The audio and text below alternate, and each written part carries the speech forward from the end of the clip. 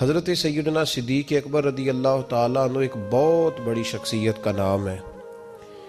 ये वाहिद शख्सियत है जिसकी सहाबियत का इनकार कुफर है, इसलिए कि इनके लिए लफ्ज़ सहाबी कुरान पाक ने इस्तेमाल किया। इज़ यक़ूलु लिसाहिबिही ला तहज़न इन्नल्लाह माअना, जब कहा उन्होंने अपने सहाबी से कि गम न करो, इन्नल्लाह माअना, अल्लाह हमारे साथ। तो ये गार का जो वाक़या है इसमें लफ्ज़ सहाबी कुरान पाक ने हज़रत सिद्दीक़ अकबर के लिए बयान किया। उनके सहाबी होने का जो इनकार करेगा काफिर हो जाएगा। उनके अंदर बहुत सारी खसलतें थीं, अल्लाह से डरते थे, सखी बहुत ज़्यादा थे, उनको अल्लाह तबारक व तआला ने हिम्मत बड़ी दी हुई थी, शौरी हिम्मत। कुछ लोगों में फ़ैसला करने की कुव्वत नहीं होती, लेकिन कुव्वत फ़ैसला हज़रत अबू बकर सिद्दीक़ को अल्लाह ने बहुत ज़्यादा अता फरमाई थी। अकेले फ़ैसला करके डट जाने की उनके अंदर सलाहियत है। एक जुमले में फाज़िल बरेलवी ने कमाल कर दिया।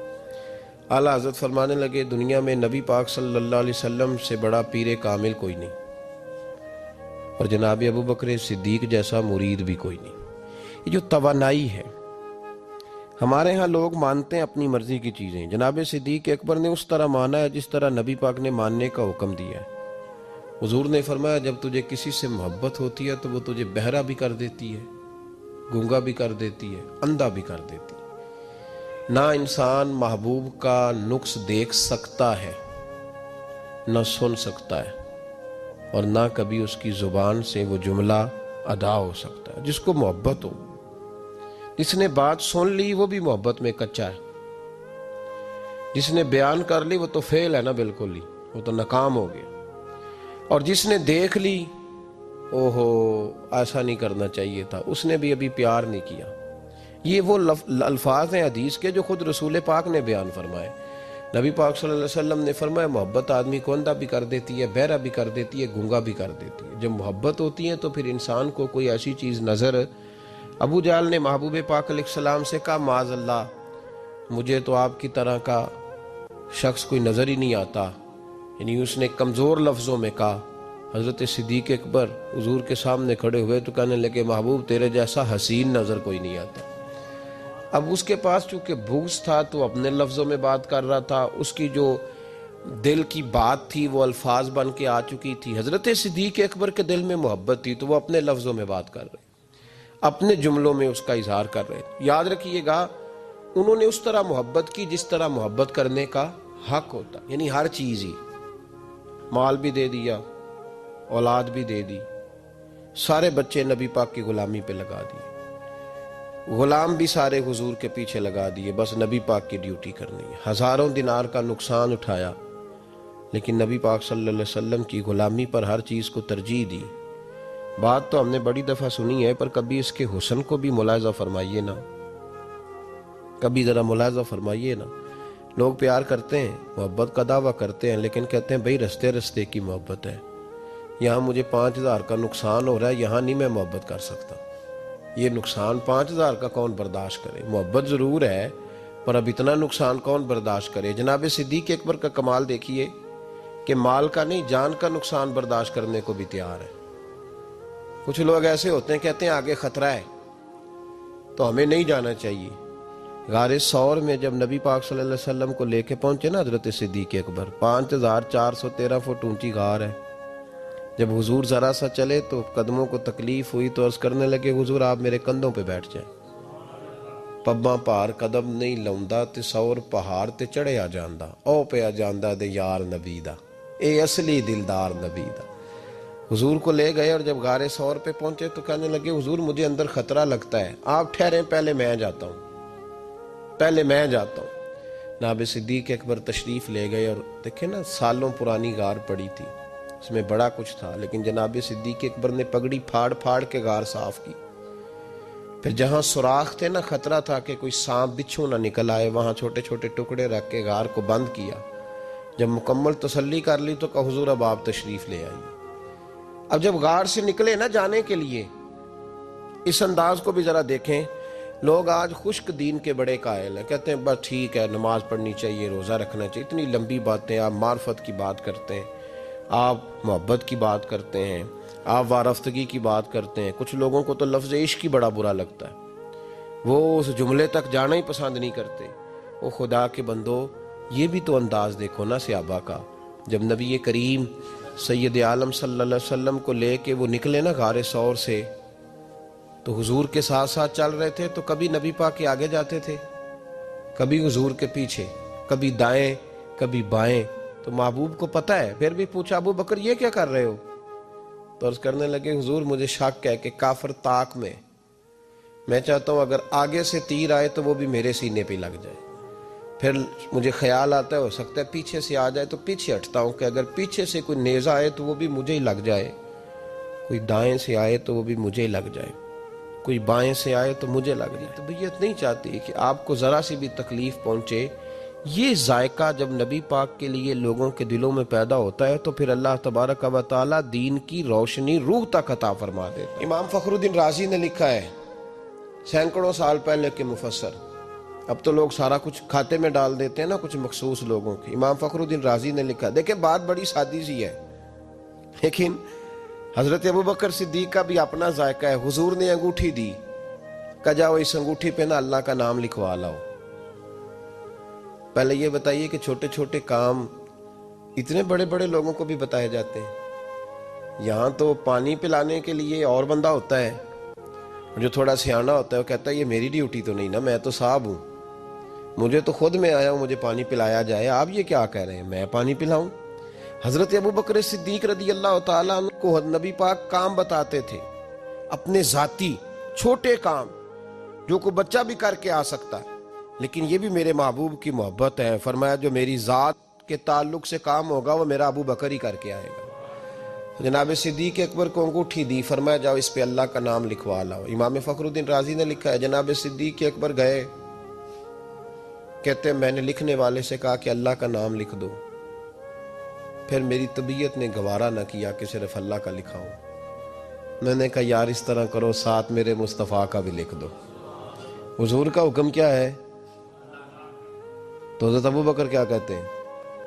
यहाँ लोगों को बड़ा शिकवा है, कहते हैं आप जनाब बढ़ा बढ़ा के हुजूर की शाने पे उतनी बात कहो जितनी है, हद में रखो। और मैंने कहा बेवकूफ, तू हुजूर की हद बता देना, हम वहीं तक रह जाएंगे। बलगल उला बे कमाल ही कशफत दुजा बे जमाल हसनत जमीओ खिसाल सल्लू अलैहि व आले। तू हद बता, हम हद तक रहेंगे। नबी पाक सल्लल्लाहु अलैहि वसल्लम ने कहा मेरा नाम लिखो, अल्लाह का नाम लिखवाओ। जनाब सिद्दीक अकबर ने साथ हुजूर का भी लिखवा लिया। वापस लाए ना, हुजूर को अंगूठी दी तो उस पर लिखा था अल्लाह मुहम्मद और अबू बकर। तो हुजूर ने फरमाया अबू बकर ये यार ये तूने क्या किया? मैंने कहा था अल्लाह का लिखवा ला, तू मेरा भी लिखवा लाया अपना भी। जनाब सिद्दीक अकबर चौंक गए। इमाम फखरुद्दीन राजी ने लिखा चौंके, अर्ज करने लगे या रसूल अल्लाह, मैंने आपका नाम तो लिखवाया है, मेरी तबीयत गवारा नहीं करती थी कि अल्लाह का हो और आपका ना हो, खुदा का जिक्र करे जिक्र मुस्तफ़ा न करे, हमारे मुंह में हो ऐसी जुबान खुदा न करे। कहा हुजूर अल्लाह का नाम तो आपने कहा था और मैंने साथ गवारा नहीं किया कि आपका ना हो, तो मैंने लिखवा लिया है, बाकी अपना मैंने नहीं लिखवाया। हुजूर वल्लाह मैंने नहीं लिखवाया। महबूब अभी बात सुन ही रहे थे कि जिब्रील अमीन हाजिर हो गए। अर्ज करने लगे या रसूल अल्लाह, रब फरमाता है अबू बकर गवारा नहीं करता कि मेरे नाम से आपका नाम जुदा हो, तो रब गवारा नहीं करता कि आपके नाम से अबू बकर का नाम जुदा हो। लिहाजा अबू बकर ने आपका लिखवाया है और अबू बकर का रब करीम ने लिखवा दिया है। तो भाई मोहब्बत जब ये रूप इख्तियार करती है तो आला हज़रत फिर बोल उठते हैं, फरमाते हैं अगर मुस्तफ़ा जैसा पीर कोई नहीं तो फिर अबू बकर जैसा मुरीद भी कोई नहीं। हज़रत अबू बकर सिद्दीक से किसी ने पूछा आपकी पसंद क्या है? कहने लगे एक मेरी पसंद ये है कि मेरी बेटी मुस्तफ़ा के घर में जाए और हुजूर की नौकरी करती रहे। और या अबू बकर दूसरी, फरमाया दूसरी पसंद ये है कि रब मुझे माल देता रहे और मैं महबूब के कदमों पे कुर्बान करता रहूं।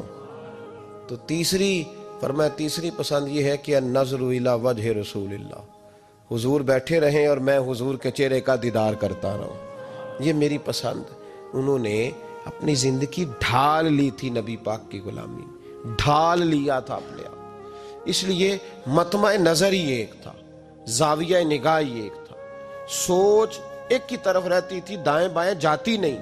मेरे भाई, जब मोहब्बत खालिस करनी है तो मेरे असा फरमाया करते थे, किसी ने हुजूर का इश्क सीखना है तो जनाब सिद्दीक अकबर से सीखे, उनसे सीखो हुजूर से मोहब्बत किस तरह करनी, उन्होंने गुलामी किस तरह का अंदा। एक दिन बैठे बैठे ना ऐसे मस्जिद में बैठे हुए थे तो अचानक उठे, होशमंद आदमी थे, दाना आदमी थे, बड़ी ड्यूटी करने उठे। तो जो मुल्क के शाम की तरफ रास्ता जाता था ना मदीने का, उस रास्ते जाने लगे। अमीरुल मोमिनीन हजरत अबू बकर सिद्दीक जाते जा रहे हैं। थोड़ी देर गुजरी तो कुछ सहाबा ने कहा, हुजूर आप किधर जा रहे हैं, हम भी पीछे पीछे, किधर जाना है? तो पलटे तो रो पड़े, कहने लगे एक दफा नबी पाक सल्लल्लाहु अलैहि वसल्लम कई दिन के बाद नजर नहीं आए थे, फिर हुजूर इधर से तशरीफ लाए, तो मेरे दिल में ख्याल आया शायद आज भी हुजूर इधर से आ जाए। तो मैं चला, सब रोगा अंदर रोग मोहम्मद जिसका नाम विछोड़ा। कहा मैं जब बहुत अलील हुए ना हजरत सिद्दीक अकबर, तो जनाब उमर फारूक रदी अल्लाह ताला उन्होंने एक तबीब बुलाया मुल्क के शाम से। कहा इसे देखो तो सही, रोज बरोज कमजोर होते जा रहे।